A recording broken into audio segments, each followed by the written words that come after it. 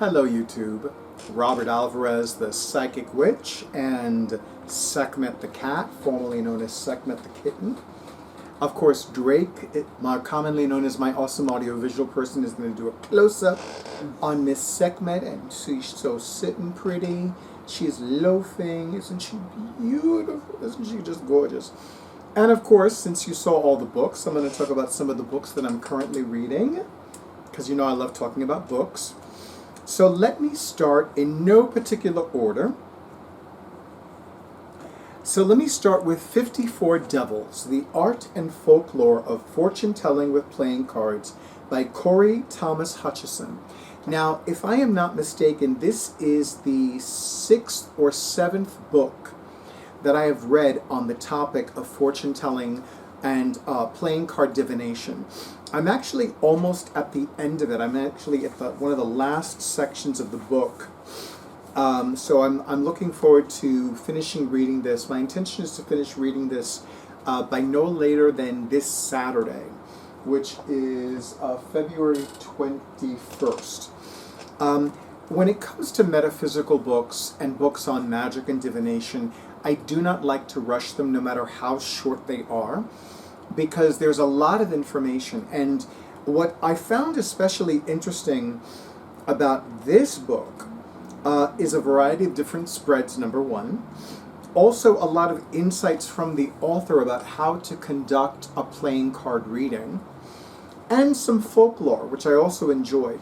But once again, I find it fascinating, as well as a tad frustrating, that there is no commonality in most of the playing card interpretations, with the exception of the Nine of Hearts.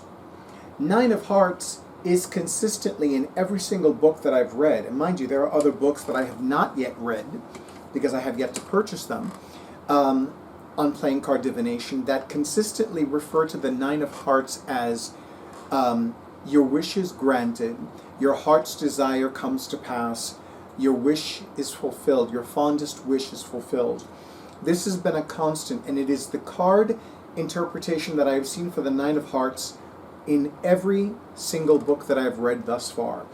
And of course, the fact that the suit of hearts corresponds to the suit of cups in tarot, and the Nine of Cups is traditionally the card of wish fulfillment, doesn't surprise me. So I definitely look forward to finishing reading of this book. I'm not sure if I will use this as a reference, simply because I already have one book that I use as a consistent reference book when it comes to playing card divination. And yet all of the others are on this, well, it's traditionally a computer keyboard tray, but I use it as a place to store books and journals, and I also use it, I used to use it for readings at my desk when I would do phone readings. But anyway, but I am very much enjoying this book, and I don't think I'd ever read anything written by Cory Thomas Hutcheson before. So this is definitely a book that I would give at least 4 stars, and it is very informative. It is it's a very short read. It's how many pages are you?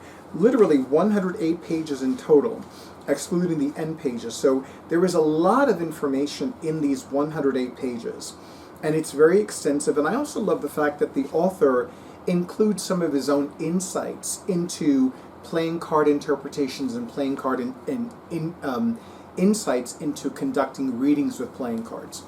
All right. Now, I recently finished reading A Practical Guide to the Runes, Their Uses in Divination and Magic by the late and great Lisa Peschel. And this is another short book. This book has a grand total of 171 pages. But I found it to be hella informative. I found it to have a lot of great information about rune interpretations, rune spreads. I was very happy with the variety of rune spreads. I was also happy with the information that Ms. Peschel presented on how to create one's own rune sets. Gave me some ideas to create my own, by the way. And also, the suggested reading list was also very informative. And I will say that I am looking forward to continuing to read Gods of the Runes, The Divine Shapers of Fate, which was written by Frank Joseph and illustrated by Ian Daniels. This book I find to be a revolutionary book about the runes, because this book associates deities from the Norse pantheon to each of the runes. And I had never seen that before, so I found that hella fascinating, number one. And number two, I find that it also gives me a lot of insight into that deity and also into that rune. And, you know, I still remember when I first began reading books on tarot, I really, really enjoyed all of the correspondences. And I especially love the fact that Mr. Joseph lists correspondences for all of the runes. Everything from astrological signs to time periods to seasons to crystals and gemstones that correspond to those runes. So the opportunities to create magic and engage in magical ritual casting with runes through this book is also very high. And of course, now that the runes have been awakened in me in a way that they had never been awakened in me before, I'm also noticing that I'm beginning to collect books on runes, and some of which I already had. In fact, there's another one that I'm not ready to read just yet, but I am looking forward to reading it. I will tell you the author's name is Freya Aswin, and she's one of the few Llewellyn authors that has published books on Elder Futhark runes, as well as working with them magically as well. But this one, now, long before I began an earnest study or practice of rune casting, I'd heard of the name Edred Thorson on numerous occasions. This book is entitled Runecaster's Handbook. Create your own runes, charge them with magical power, throw the runes for clarity, insight, and knowledge. Read the runes for yourself and others by Edred Thorson, author of Futhark. And this is a new book. I only purchased this book earlier this month. And again, another book that has a short number of pages. This one has a grand total of 124 pages, excluding the index and the bibliography. No, excluding the index and the about the author section. And it is chock full of information on the runes themselves, the tools of rune casting, the modern English translation of the runes. I find, and poems that connect to the runes. So this book I'm very much looking forward to reading, because it really, and you know, again, Edred Thorson is probably one of the most well-known names in rune lore. And there's something about his books that, even when I'm not looking at them or thinking about them, they radiate an energy. And I must admit, even though this copy of this book does not glow for me, the name Edred Thorson glows for me internally. Like when I tune into that name, I find it fascinating. I really do. So I'm very much looking forward to reading this book when the time is right. Now, of course, I have been saying for years that my life works better when I'm either reading or rereading a Catherine Ponder book and when I'm reading a cozy mystery. So these are two books in this series, pardon me, that are the first in their respective series, and given how long it had been since I had read both of them, I felt it was time for me to read them from the beginning again. So we have Crime and Poetry, the first in the Magical Bookshop Mysteries by Amanda Flower. This book is beautiful, and I will read the synopsis for you. So, just outside Niagara Falls sits the village of Cascade Springs, New York. the home of a magical bookstore where one young woman, her feisty grandmother, and a curious tuxedo cat named Emerson, by the way, as in Ralph Waldo, team up to keep crime between the pages. Rushing home to sit by her ailing grandmother's bedside, Violet Waverly is shocked to find Grandma Daisy the picture of perfect health. Violet doesn't need to read between the lines. Her grandma wants Violet back home and working in her magical store, Charming Books. It's where the perfect book finds you. Violet has every intention of hightailing it back to Chicago, but then a dead man is discovered clutching a volume of Emily Dickinson's poems from Grandma Daisy's shop. The victim is Benedict Raisin, who recently put Grandma Daisy in his will, making her a prime suspect.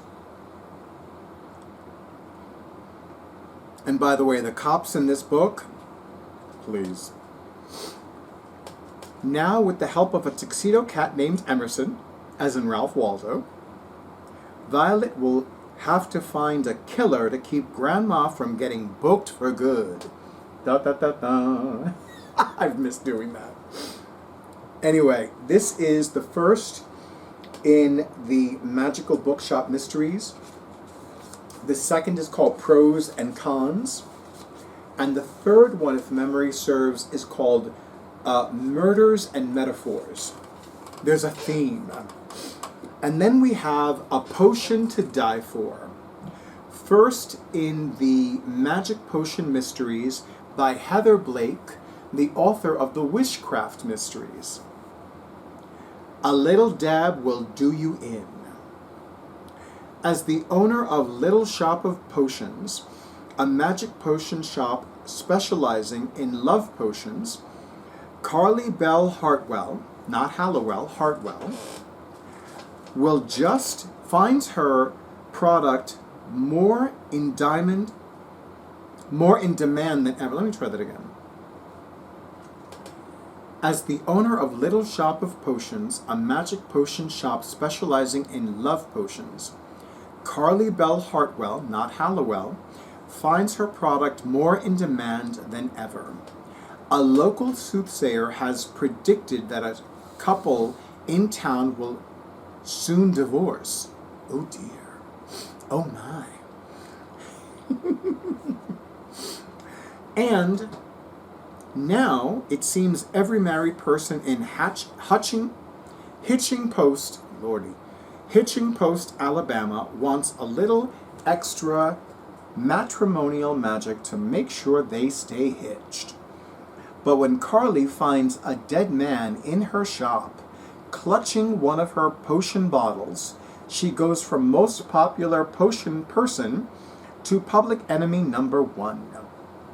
In no time, the murder investigation becomes a witch hunt, literally.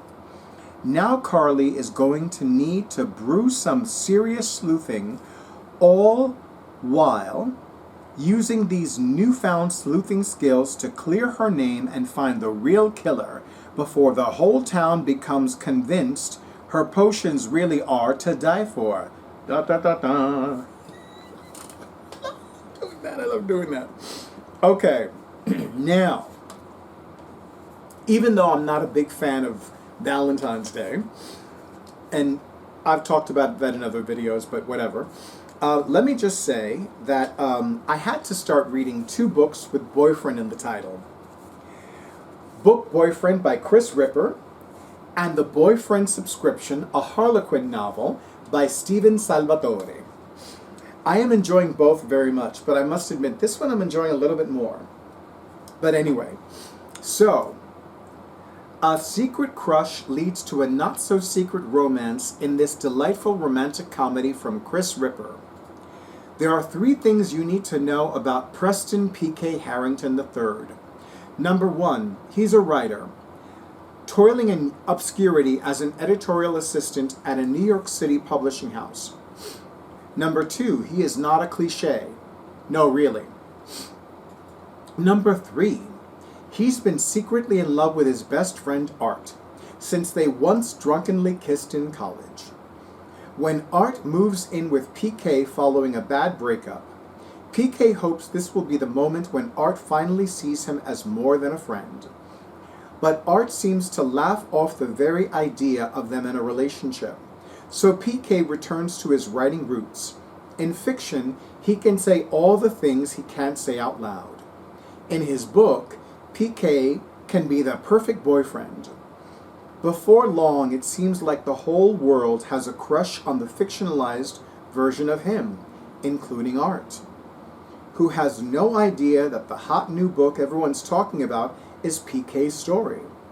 But when his brilliant plan to win Art over backfires, PK might lose not just his fantasy book boyfriend, but his best friend.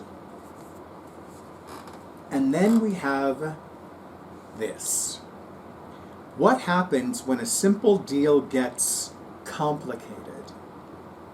After losing his marriage and his beloved retail plant business, Teddy Hughes is ready to drown his sorrows, or would be, if he could afford another beer at his favorite dive bar. He has no chance but to uproot his dreams and leave New York for good. And then a gorgeous stranger walks in with cheekbones that could cut glass and a confidence that leaves Teddy panting. Like the leather harness he wears under his designer suit, Cole Vivien is a mass of contradictions. He's a successful entrepreneur whose app, Versatile, spelled capital Verstl, Versatile, allows consumers and sex workers to form real, if temporary, connections. But now Cole is in the unfamiliar position of needing something from someone else. A fake boyfriend can help Cole project a more traditional image for a potential investor. And Teddy, shy, smart, and so much hotter than he knows he is perfect for the part. Maybe too perfect. Cole just has 2 conditions: no kissing and no falling in love. In exchange for 1 week together, Teddy will get enough money to get back on his feet, and no messy feelings will be in the mix. But some rules are made to be broken.